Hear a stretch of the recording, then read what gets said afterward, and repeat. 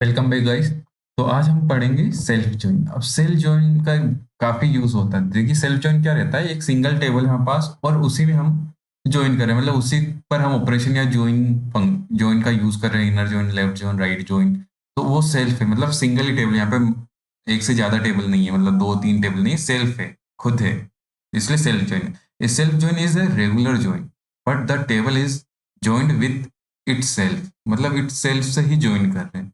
अब इसका use case भी देखेंगे कि इसमें ऐसा क्यों होता है कि सेल्फ ज्वाइन का यूज होता है। काफी टेबल में रहता है कि हमको एक ही टेबल के अंदर एक जो कॉलम रहते हैं या फील्ड रहती है, उन्हीं से हमको एक नई टेबल, नया रिजल्ट फाइंड आउट करना रहता है। तो हम पहले सिंटेक्स देख लेते हैं सेल्फ ज्वाइन का कैसे रहता है।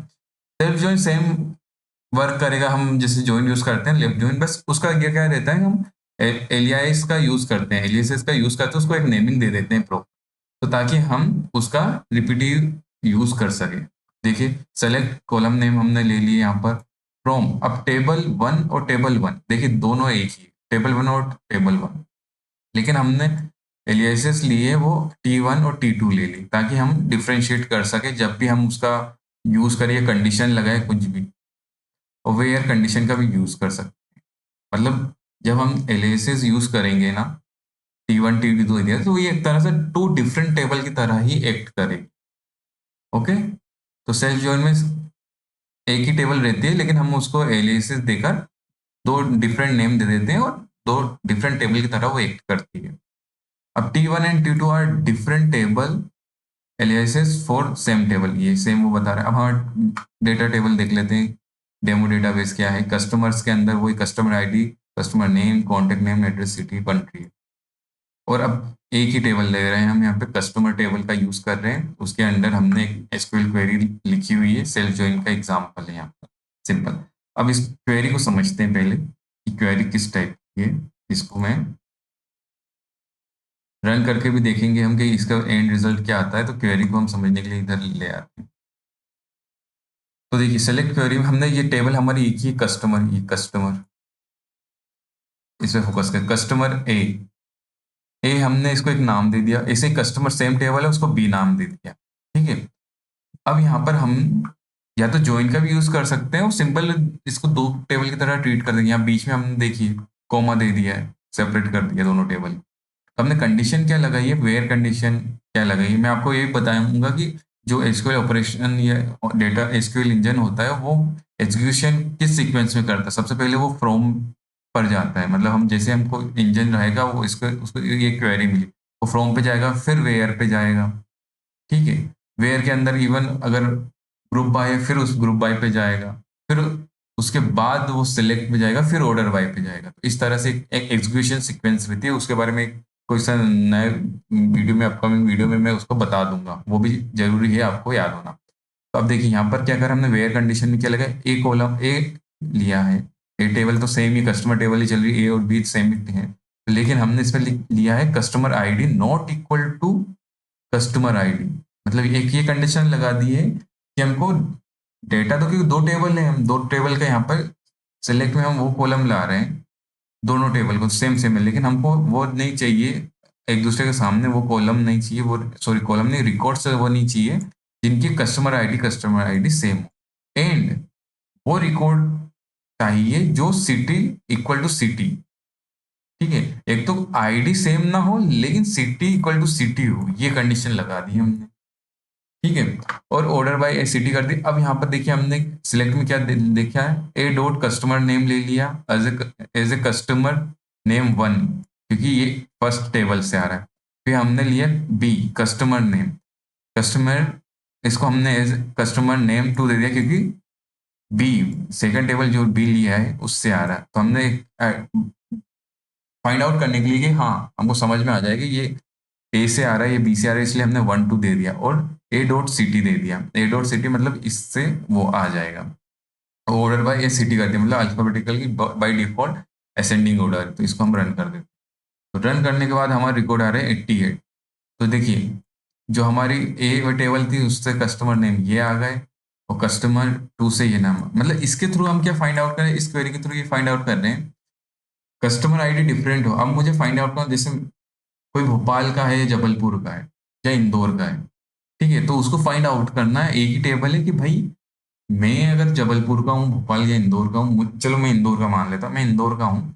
अब मुझे फाइंड आउट करना है यार, और भी इस टेबल के अंदर और भी इंदौर के होंगे, तो मुझे वो स्पेसिफिक वो चाहिए, या कोई स्पेसिफिक जबलपुर का है, ऐसे मुझे ग्रुपिंग करना है कि हाँ जबलपुर का मिल जाए, ऐसा मिल जाए। तो यहाँ पर वही चल रहा है, क्या क्या चल रहा है कि जो सिटी होगी इक्वल टू वो वाले एक तरह से ग्रुप कर दो। अब जैसे ये सिटी हो गई है, लेकिन हमारे कस्टमर आईडी डिफरेंट है, तो उन्होंने क्या करा, ये वाला जो बंदा है और ये बंदा एक ही सिटी में है, फिर इससे मैच किया ये वाला बंदा है, इस ये दोनों एक सिटी में।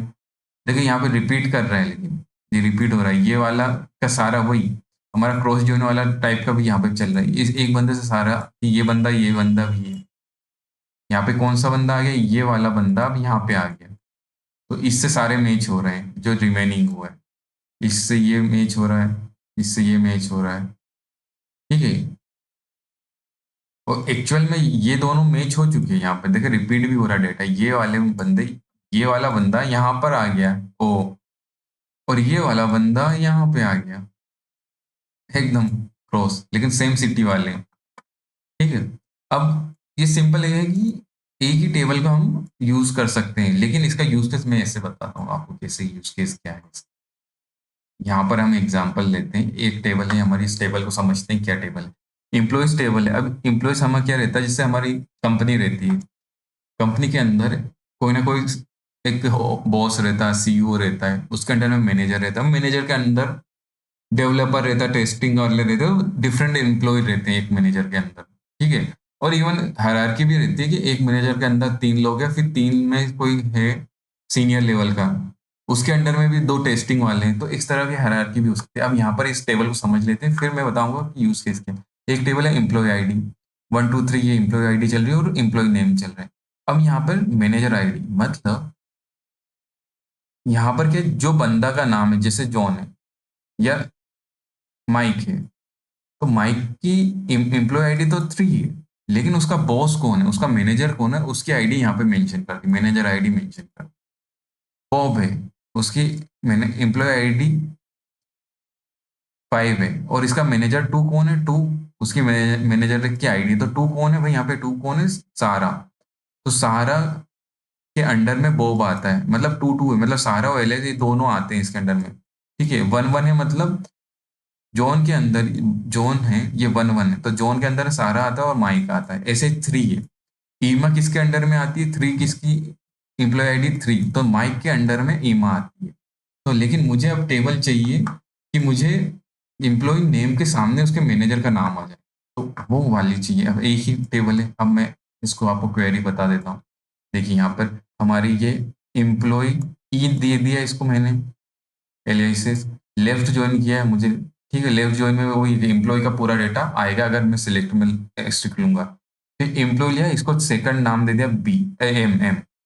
तो देखिए दोनों ई और एम दो डिफरेंट टेबल हो। अब मैंने कंडीशन लगा दी है ऑन। ई ई टेबल कौन सी, एम्प्लॉय की manager ID equal to M table ली है, एम टेबल का एम्प्लॉय आईडी से, मतलब मैनेजर की मैनेजर आईडी और एम्प्लॉय आईडी इक्वल टू लगा दी। ठीक है, मतलब मैनेजर आईडी, ये मैनेजर आईडी अगर जिससे मैच हो रही इधर की टेबल से, जैसे 1 है तो इसकी मैच हो रही है, तो हमको वो जोन ला के दे देगा, मतलब सारा के आगे 1 है तो वो जाएगा एम्प्लॉय आईडी में यहाँ पर, और वो जोन सारा के इसके आगे दे देगा, ऐसे वो जाएगा बॉब के आगे। तो बॉब के आगे मैनेजर आईडी क्या है, 2, तो वो जाएगा एम्प्लॉय आईडी में 2, 2 के आगे क्या है, सारा, तो वो बॉब के आगे सारा दे देगा। तो ऐसा हमको फेच करना है।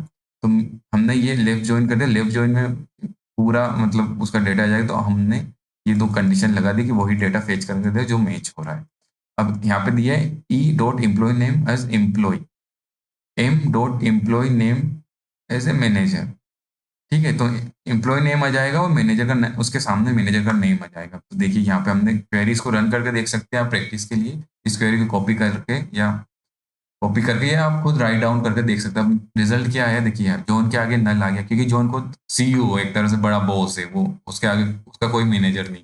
सारा क्या गया, जॉन आ गया, माइक के आगे जॉन आ गया, एलाइस के आगे एलिस के आगे आ गया सारा, बॉब के आगे सारा, ईमा के आगे माइक आ गया।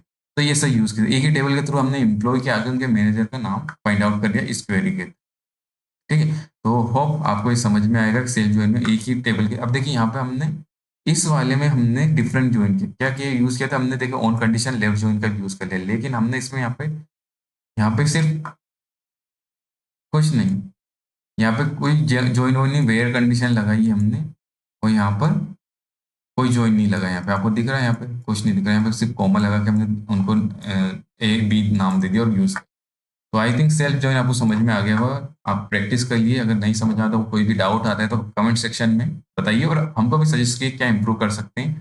प्लीज़ लाइक करिए, शेयर करिए करिए और एसक्यूएल प्रैक्टिस करिए, प्रैक्टिस से ही आपको ये सिंटेक्स याद होंगे और नई नई चीज़ों का पता चलेगा। तो आई होप आपको समझ में आएगा, थैंक यू वेरी मच, मिलते हैं नेक्स्ट वीडियो में।